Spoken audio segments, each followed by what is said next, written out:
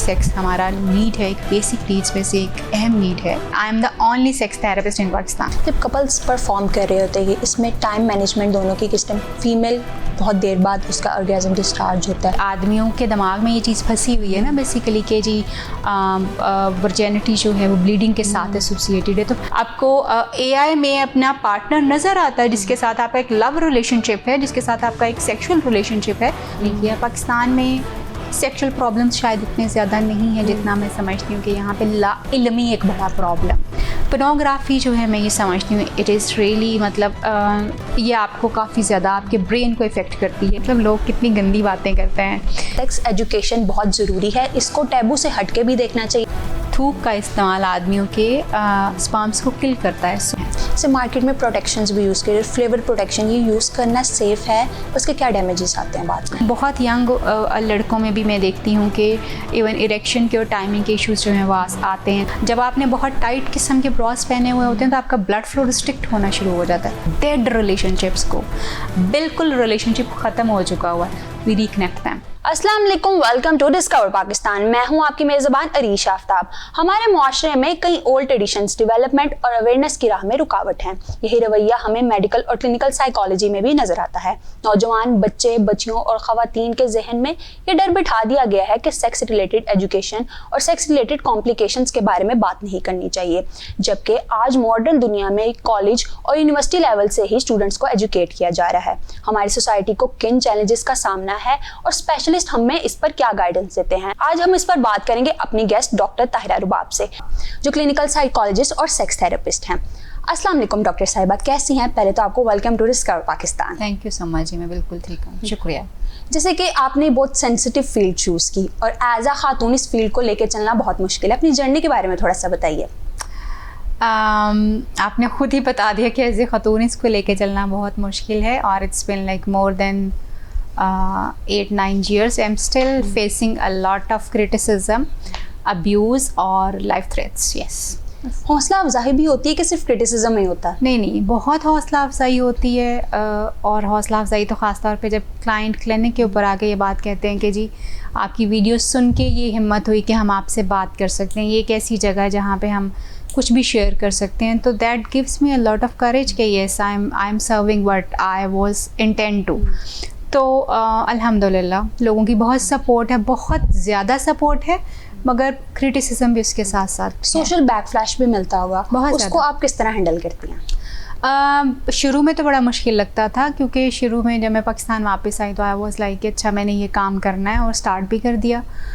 तो कई दफ़ा अपना चैनल डिलीट किया, दोबारा से शुरू किया क्योंकि इतना ज़्यादा सुनने को मिलता था कि वो हिम्मत नहीं होती थी चीज़ों को फेस करने की, भी नींद नहीं आती थी सारी सारी रात के। मतलब लोग कितनी गंदी बातें करते हैं, कितना गंदा क्रिटिसिज्म करता है। तो वो आहिस्ता आहिस्ता क्योंकि फैमिली की भी सपोर्ट साथ थी तो फिर वो आहिस्ता आहिस्ता चीज़ें हिम्मत में आना शुरू हो गई कि ये तो होना ही है। फिर बहुत सारे टाइम पे आपको अपना मज़हब जो है बहुत एक हिम्मत भी देता है कि अल्लाह के बंदे जब इस पे निकल पड़े हैं तो फिर जब जिम्मेदारी ले ली है तो फिर इसमें आने वाले रास्ते में जो परेशानियाँ उसको भी आपने फेस करना है। तो बस अल्लाह पे तवक्कल करके आई वाज लाइक कि ठीक है देखा जाएगा जो भी। Then I faced a lot of life threats, मेरे फैमिली को और मुझे भी, तो उसको भी फेस किया। शुक्र है खुदा का कि उसने बहुत सारी चीज़ों में बहुत महफूज रखा। Even I sacrifice my social life. बिल्कुल, बोर्ड लोग ही हिस्ट्री बनाते हैं और वही आगे लेके चलते हैं। अल्हम्दुलिल्लाह आई एम प्राउड पायनियर। मैं यानी सेक्सुअल एजुकेशन के ऊपर शायद पाकिस्तान में कभी किसी ने काम नहीं किया and I am the only sex therapist in Pakistan. अब ये जैसे सेक्स एजुकेशन या जो लोग आपके पास इलाज के लिए आते हैं, सबसे बड़ा मिसकॉन्सेप्ट क्या है उनके पास सेक्स एजुकेशन के हवाले से? सेक्स एजुकेशन के मुतालिक जो मिसकंसेप्शन है देयर आर लॉट, क्योंकि लोगों को ये लगता है कि सेक्स एजुकेशन जो है वो हमारे मुआशरे में इसकी ज़रूरत भी नहीं है और दूसरा जो है ये एक शायद अल्लाह ताला माफ़ करें या मे बी लोगों को ये लगता है कि शायद गैर इस्लामी तालीम जो है वो है, जबकि ऐसा कुछ भी नहीं है। और यही वो चीज़ है, यही लोगों के वो कॉन्सेप्ट्स हैं जो लोगों को इसके बारे में समझने से जो है वो कासर रखे हुए हैं और इस पे बात नहीं हो पाती। और क्योंकि जब आप एक प्रोफेशनल, एक ट्रेंड बंदा इस पे बात कर रहा है, आप उसको इतनी गालियाँ दे रहे हैं, अब्यूज़ कर रहे हैं, लाइफ थ्रेट दे रहे हैं, तो एक आम बंदा बेचारा क्या बात कर सकता है इसके बारे में?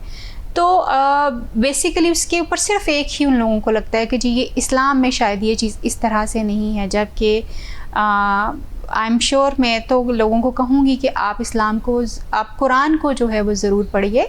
उसके आपको हर पारा जो है वो आपको एक तालीम देता है, लेकिन सूरह बकरा, सूरह निसा, सूरह नूर में जब आप चीज़ों को पढ़ते हैं तो आपको पता चलता है कि एज अप्रोप्रिएट सेक्स एजुकेशन किस तरह से इन्फोर्स की गई है। हैज़ के बारे में आप और मैं तो पहले से नहीं जानते थे, but Quran has told us कि हैज़ क्या चीज़ होती है, कितने दिन के लिए वो चलता है, उन दिनों में औरत ने क्या करना होता है और क्या नहीं करना होता, आदमी ने कितने उससे परहेज़ कर, ये कुरान ने बताया है। तो यही एज अप्रोप्रिएट सेक्स एजुकेशन है जिसको हम बार बार इन्फोर्स करते हैं कि बहुत सारी बच्चियां ऐसी आती हैं, माएँ अपनी चीज़ों को बताती हैं कि जी कैसे ये ट्रॉमा था उनके लिए कि आप स्कूल गए हुए हैं और आपको पता नहीं है इन चीज़ों के बारे में, ना आपके उस्तादा ने बताया, ना आपके कारी ने या मौलमा ने बताया, ना आपकी माँ ने इस बारे में आपको ट्रेन किया कि जी ये एक नॉर्मल स्टेज है आपकी लाइफ की जिसमें से आपने गुजरना है और आपने इसको इस तरह से हैंडल करना है, इसके बारे में परेशान नहीं होना। तो ये चीज़ें लोगों को समझने की हैं। हाँ, ये मैं ज़रूर कहती हूँ कि इसके लिए मुनासिब अल्फाज का इस्तेमाल ज़रूर होना चाहिए ताकि कोई भी बंदा इसको सुन भी सके, उसको समझ भी सके और उसके ऊपर लोगों को शर्म उस तरह से महसूस ना हो। अच्छे मुनासिब अल्फाज में, और वो अच्छे मुनासिब अल्फाज ऑफ कोर्स हमारी सोसाइटी में लोगों को इसलिए नहीं आते कि उनको किसी ने कभी सिखाए नहीं, कभी इसने बात नहीं की। हम एज पेरेंट्स भी इवन अपने बच्चों को एज अप्रोप्रिएट सेक्स एजुकेशन इसलिए नहीं दे पाते क्योंकि उनके पास, माँ बाप के पास खुद ही नहीं है बताने को कुछ कि वो क्या बताएं अपने बच्चों को। And I am very happy for this कि अब क्योंकि हम लोग बच्चों के लिए, माँ बाप के लिए ट्रेनिंग सेशंस कंडक्ट करते हैं जो कि हम एज के हिसाब से करते हैं। मसलन 1 ईयर का बच्चा जो है उससे लेके 2.5-3 साल के बच्चे के लिए एक हम उसके पेरेंट्स को ट्रेन करते हैं कि उन्होंने इस स्टेज के ऊपर बच्चे को कैसे ट्रेन करना है, उसकी पॉटी ट्रेनिंग कैसे करवानी है, उसकी जो साइकोसेक्सुअल स्टेज है इसको कैसे गुजारना है बेहतर तौर पे कि उसके दिमाग में कोई चीज़ कॉम्प्लिकेटेड जो है वह ना हो। बचपन आपका इतना ज़्यादा इम्पॉर्टेंट होता है कि आपके बचपन के एक्सपीरियंसेस, आपकी बचपन की लर्निंग जो होती है आपकी बाकी की सारी ज़िंदगी को इफ़ेक्ट करती है, वो अच्छी हो या बुरी हो। सो हम एज वाइज माँ बाप की ट्रेनिंग करवाते हैं कि उन्होंने मतलब टीन्स के जो उनके बच्चे हैं उन्होंने उनको किस तरह से एज अप्रोप्रिएट सेक्स एजुकेशन देनी है, जो छोटे बच्चे हैं उनको किस तरह से, और उससे पहले हम उन्हें एजुकेट करते हैं कि आप खुद फेमिलियर हों, आप खुद इसके साथ ईजी हों कि आपने ये अपने बच्चे को बताना है। देखें, हाँ, लोग अक्सर कहते हैं कि इसके बताने से क्या सेक्स अब्यूज़ कम हो जाएगा। नहीं कम होगा, मगर एटलीस्ट आपका बच्चा उस ट्रॉमा में नहीं जा पाएगा, वो आपको आके बता सकेगा, वो अपने आप को बचा सकेगा, बहुत सारी चीज़ें जो हैं वो हो सकेंगी। वो खुद किसी को बैड टच नहीं करेगा, वो खुद ना किसी को करने देगा ना खुद करेगा। सो बहुत सारी चीज़ें जो हैं वो आपका बच्चा बहुत नॉर्मली उस चीज़ में से जो है वो गुजर जाएगा। एंड देन अगेन अगर आप नहीं सिखाएंगे ना, लेट मी टेल यू, ये माशरा उसको सिखाएगा, सोशल मीडिया उसको सिखाएगा, पोर्नोग्राफी, फिर आप कहेंगे कि ओ माय गॉड अब क्या हुआ।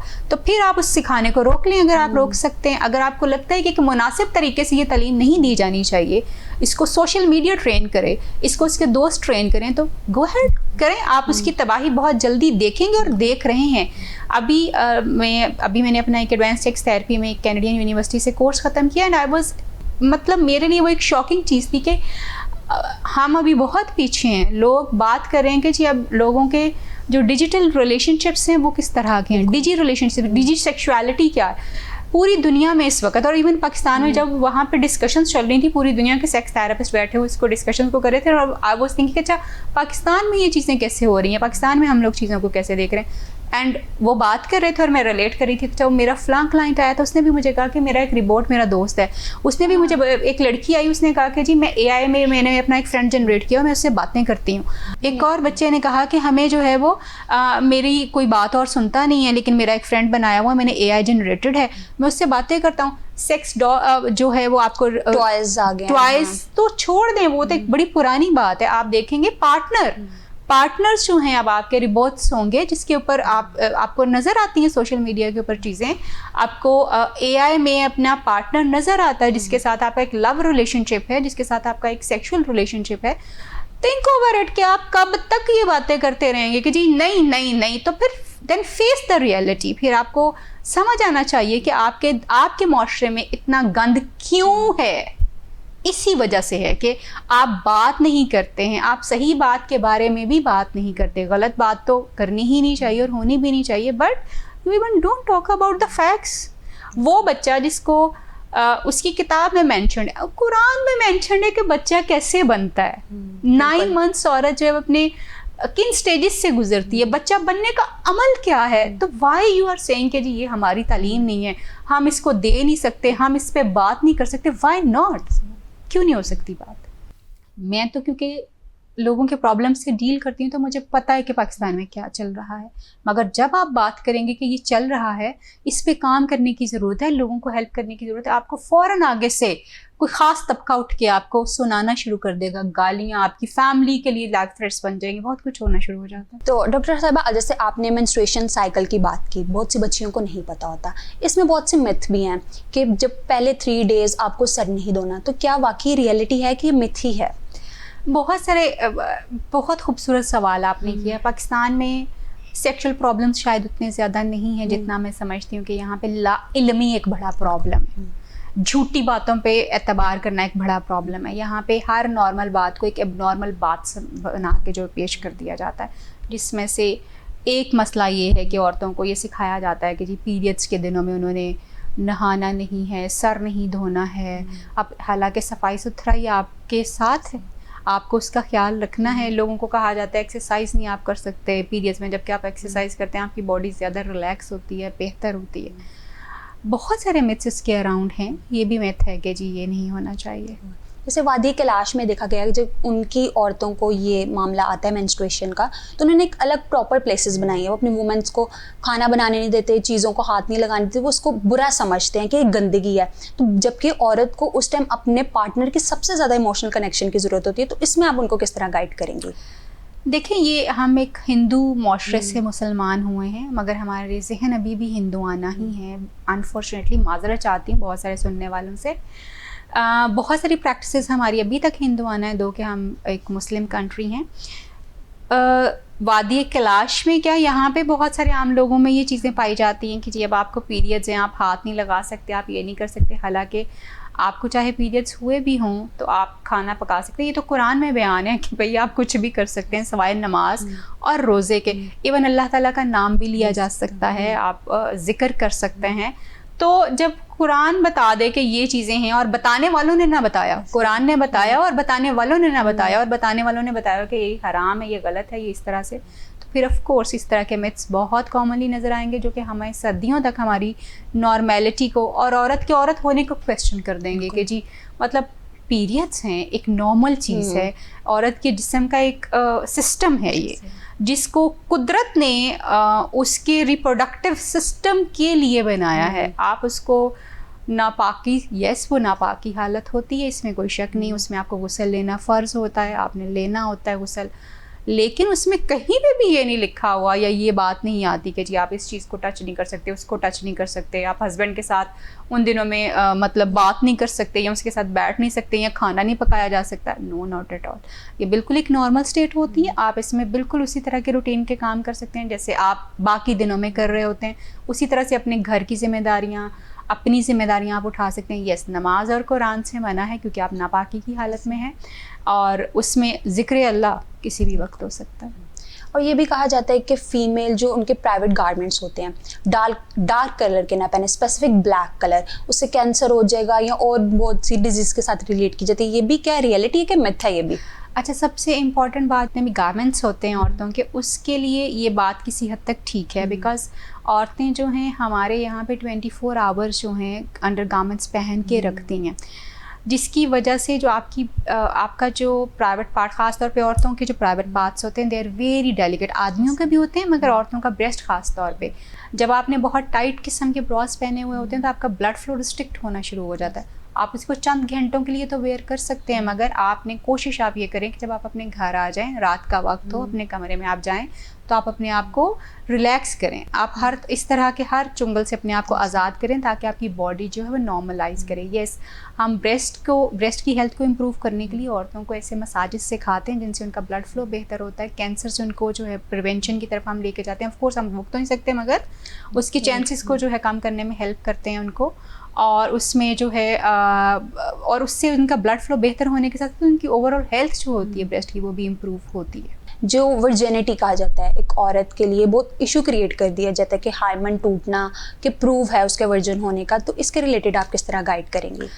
देखिए अब मैं खुद भी पॉडकास्ट इसके बारे में करती रहती हूँ और समटाइम्स मैं बहुत सारे जो हमारे रिलीजियस स्कॉलर्स होते हैं उनको भी अपने पॉडकास्ट के ऊपर बुलाती हूँ, ताकि सिर्फ मैं एक मेडिकल पर्सपेक्टिव ना दे सकूँ, हमें रिलीजियस पर्सपेक्टिव्स जो हैं वो भी साथ साथ मिलते रहें।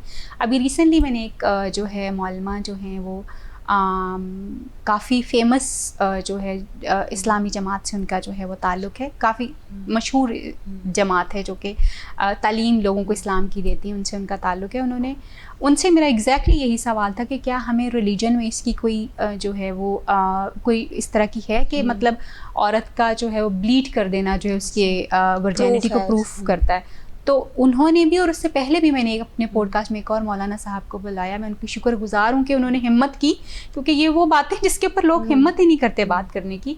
उन्होंने भी ये बात बताया और मैं ख़ुद भी इस बात को थोड़ा बहुत जितना मैं समझती हूँ कि इसका मेडिकल साइंस से और इसका जो है रिलीजियस जो चीज़ें हैं उनके साथ इसका कोई ताल्लुक़ नहीं है। वर्जिनिटी का ब्लड के साथ जो है वो कोई ताल्लुक़ जो है वो नहीं है। बेसिकली वर्जिनिटी ये है कि आप जिस इंसान के साथ हैं आप उसके बारे में सोचें, उसके साथ लॉयल रहें और उसके साथ अपनी ज़िंदगी को प्लान करें। बहुत सारे घर हमने टूटते हुए देखे हैं, लोगों की ज़िंदगियां बर्बाद होते हुए देखी हैं इस बात के ऊपर कि जी कोई ख़ातून जो है वो ब्लीड नहीं की रही, इसका मतलब ये है कि वो वर्जिन नहीं है। ऐसा कोई हकीकत ना मेडिकल साइंस में होती है ना ही। यस, औरतें ब्लीड ज़रूर करती हैं, ये मैं ज़रूर बताना चाहूँगी। औरतें ज़रूर ब्लीड करती हैं और वो इस वजह से ब्लीड करती हैं कि उनका बॉडी स्ट्रक्चर इस तरह का होता है। उनकी जो बोन होती है, हिप बोन जिसको हम कहते हैं, पेल्विक फ्लोर जो होता है समटाइम्स टाइट होता है बहुत ज़्यादा।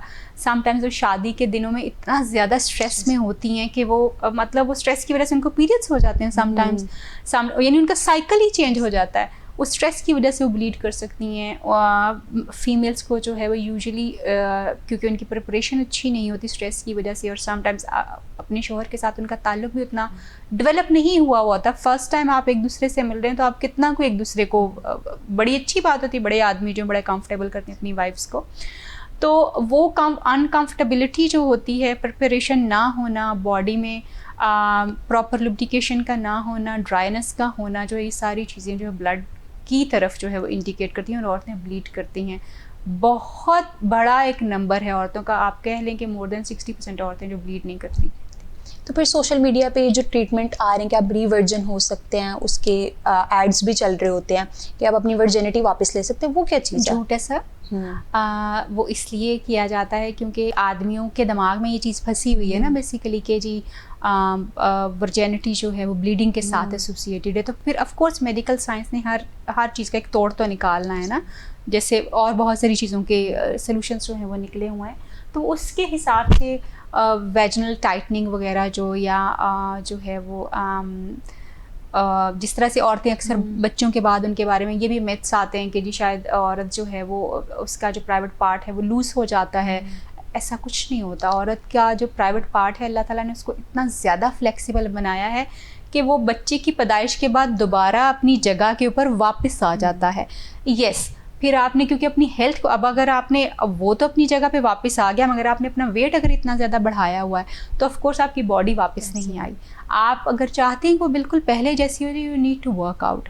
जैसे मेल्स में इरेक्शन के प्रॉब्लम सुनने में आ रहा है, बहुत आ रहे हैं, और मार्केट में इसकी टैबलेट्स भी आ रही हैं और स्प्रेज भी आ रहे हैं, तो ये क्यों इतना प्रॉब्लम मेंस में आ रहा है ज़्यादा इरेक्शन का? इरेक्शन का प्रॉब्लम जो है, जितने भी सेक्शुअल प्रॉब्लम्स होते हैं औरतों में और मर्दों में, उनमें से मोर देन 80% में साइकोलॉजिकल फैक्टर्स जो हैं वो सबसे ज़्यादा इंपॉर्टेंट होते हैं। 20% में मैं एक बड़ा नंबर बता रही हूँ, इससे भी कम लोगों को जो है वो एक्चुअल प्रॉब्लम्स होते हैं, जिनका मतलब हम कहेंगे कि उनको मेडिकल इश्यूज़ हो गए हैं और उनके प्रॉब्लम्स शुरू हो गए हैं। 80% लोगों को आप कह सकते हैं कि जी साइकोलॉजिकल और साइकोजेनिक सेक्सुअल प्रॉब्लम्स होते हैं। इरेक्शन भी साइकोजेनिक हो सकती है, टाइमिंग का इशू भी साइकोजेनिक हो सकता है, डिज़ायर में कमी, पेन का होना, प्रोलॉन्ग्ड ऑर्गेज़म होना, आपका ऑर्गेज़म का ना होना, ये सारी चीज़ें साइकोजेनिकली जो हैं वो एसोसिएटेड होती हैं। इरेक्शन वगैरह के प्रॉब्लम्स इसलिए हमारे यहाँ पे आते हैं कि लोगों के लिए, एक्चुअली आदमियों के लिए उनकी सेक्सुअल हेल्थ इंपॉर्टेंट तो बहुत है और वो उसके लिए परेशान भी बहुत ज़्यादा होते हैं। इधर उधर से खबरें भी बहुत सुनते हैं और उनको यकीन भी बहुत ज़्यादा करते हैं, मगर they don't do anything for their sexual health. औरतें अपने चेहरों का कितना ज़्यादा ख्याल रखती हैं, हर वक्त कोई ना कोई उपटन लगा लिया, कुछ कर रही होती है ना, बिकॉज इट मैटर्स देम। आदमियों को आप देखेंगे परेशान ज़रूर होंगे, but they don't focus their sexual health. अपने स्ट्रेस को कम नहीं करते, अपनी सेक्सुअल हेल्थ में कोई ऐसी चीज़ नहीं शामिल करेंगे जो उनके बॉडी सिस्टम को रेगुलेट कर जाए, जो उनके ऑर्गन की हेल्थ को, ब्लड फ्लो को बेहतर करे। ऐसी चीज़ें कुछ भी नहीं वो कर रहे होते, यानी उनकी सेक्सुअल हेल्थ इंपॉर्टेंट बहुत होती है मगर निगलेक्टेड बहुत ज़्यादा है। सो इस वजह से, और फिर डाइट इस तरह की है, लोग बहुत ज़्यादा मीठा खाते हैं, फास्ट फूड बहुत ज़्यादा है। इंटरेस्टिंगली बहुत यंग लड़कों में भी मैं देखती हूँ कि इवन इरेक्शन के और टाइमिंग के इश्यूज जो हैं वो आते हैं। देन हमारे यहाँ पे क्योंकि डर बहुत ज़्यादा इसके अराउंड है, बहुत ज़्यादा डर है, वो डर एक्चुअली रूट है आपके इरेक्शन के प्रॉब्लम की, आपके जो है टाइमिंग के प्रॉब्लम की, डिज़ायर के ना होने की। वो डर जो है आप उसको कह सकते हैं रूट कॉज है, जो अल्टीमेटली आपको स्ट्रेस कॉज करता है। वो स्ट्रेस आपको टेस्टोस्टेरोन को हिट करता है, फिर आपकी सेक्सुअल परफॉर्मेंस जो इफेक्ट हो जाती है। और समटाइम्स आपका टेस्टोस्टेरोन बिल्कुल ठीक होता है मगर आपका फियर इतना ज़्यादा होता है कि आपकी इरेक्शन कम हो जाती है। समटाइम्स क्या, मोस्ट ऑफ द टाइम ये होता है कि आपकी बॉडी बिल्कुल ठीक फंक्शन कर रही है इंटरनली, मगर साइकोलॉजिकली आप जो है वो इतने ज़्यादा एक प्रॉब्लमेटिक स्टेट में है कि जहाँ पे आपको इरेक्शन एक्वायर ही नहीं हो पा रही और ना ही आपकी टाइमिंग जो है बहुत बेहतर होती है। सो साइकोलॉजिकल इट्स मोर। जब कपल्स परफॉर्म कर रहे होते हैं, इसमें टाइम मैनेजमेंट दोनों की किस टाइम, फीमेल बहुत देर बाद उसका ऑर्गेज़म डिस्चार्ज होता है, तो उस टाइम जो मेल है वो तो कहते हैं कि अपना परफॉर्म कर लिया, उसका टाइम फीमेल के निस्बत कम होता है, तो उस टाइम जो फीमेल की इमोशनल हालत होती है उसमें आप किस तरह गाइड करती हैं? देखें, ये भी देन अगेन बहुत सारे डेवलप्ड कंट्रीज़ जहाँ पे सेक्स एजुकेशन बहुत ज़्यादा एजुकेट होती है, जहाँ पे पार्टनर की हेल्थ जो है बहुत इंपॉर्टेंट होती है, जहाँ पे आपने पार्टनर सेटिस्फेक्शन को बहुत ज़्यादा फोकस करना होता है, वहाँ पे ये प्रॉब्लम्स नहीं आते। देनों के उन्होंने अपनी वाइफ्स को किस तरह से जो है वो केटर करना है, उन्होंने किस तरह से उनके साथ चलना है, किस तरह से उनकी सेटिस्फेक्शन के ऊपर काम करना है। हमारे यहाँ पे क्योंकि हम बात ही नहीं करते तो हम नहीं जानते कि औरतों को बेसिकली चाहिए क्या होता है, वो कैसे कनेक्ट करती हैं, वो कौन से ऐसे पॉइंट्स हैं उनकी बॉडी में जो उनको ज़्यादा अच्छे लगते हैं, किसको ज़्यादा फोकस करने की ज़रूरत होती है। सो आदमियों को बेसिकली पता ही नहीं है कि हाँ, वो अपने माइंड से चलते हैं कि हमें ये चाहिए और हमने ऐसे करना है, शायद औरतों को भी ये अच्छा लग रहा है। तो जब वो अपने माइंड से चल रहे होते हैं तो चीज़ें ख़राब होना शुरू हो जाती हैं और फिर दे डोंट मैच। यूजुअली औरतों में जो एवर्सिव सेक्सुअल बिहेवियर्स आते हैं वो इसी वजह से आते हैं क्योंकि उनके आदमी जो हैं वो उनके हिसाब से चीज़ों को नहीं कर पा रहे होते या उस लेवल पे नहीं कर पा रहे होते कि जो इनको चाहिए। येस, सेक्सुअलिटी एक नेचुरल हमारे अंदर अल्लाह ताला ने एक नीड है, हमारी सेक्स हमारा नीड है, एक बेसिक नीड्स में से एक अहम नीड है। आपको इसके बारे में सीखना चाहिए, लर्न करना चाहिए, आपको अपने पार्टनर के बारे में सीखना चाहिए, लर्न करना चाहिए, और आपको ये सीखना चाहिए कि आपके पार्टनर के लिए क्या चीज़ें जो हैं वो इम्पॉर्टेंट हैं।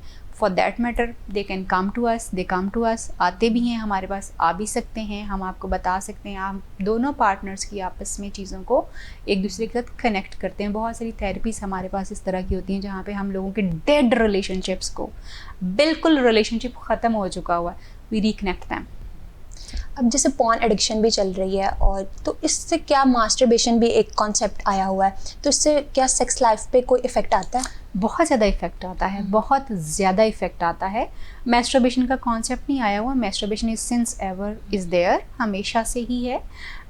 लेकिन क्योंकि अब हम इस पे बात करते हैं तो इसलिए हमें थोड़ा सा ज़्यादा सुनने को मिल जाता है। ये पोर्नोग्राफी जो है, मैं ये समझती हूँ इट इज़ रियली मतलब ये आपको काफ़ी ज़्यादा आपके ब्रेन को इफ़ेक्ट करती है, ब्रेन के साथ आपके बिहेवियर को इफ़ेक्ट करती है, क्योंकि आप जो है वो जो आप पोर्नोग्राफी में देखते हैं आप उसको परफॉर्म करते हैं। जैसे मैंने अभी आपको एक केस बताया कि शेखुपुरा में जो एक केस हुआ है, इंसिडेंट हुआ है, जिसमें आदमी ने अपने बहनोई को और फ्रेंड्स को बुला के माँ और बहन के सामने अपनी बीवी को रेप किया है।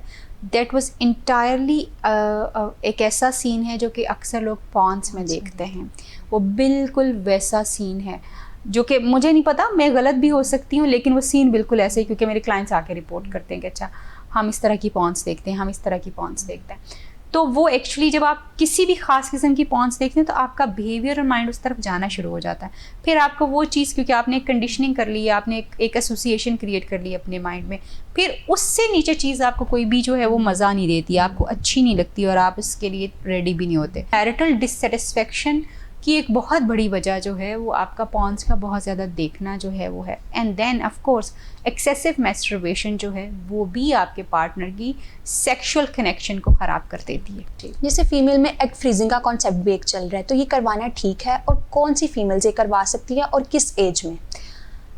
जिन फैमिलीज़ में जो है वो अर्ली मेनोपॉज जो है वो कंडीशन होती है, वहाँ पे एग फ्रीजिंग बड़ी फेवरेबल होती है और लड़कियों को करवा लेना चाहिए, क्योंकि आपको पता होता है कि हमारी फैमिली की हिस्ट्री क्या है, हमारी फैमिली में चीज़ें किस तरह से जो हैं वो हो रही होती हैं।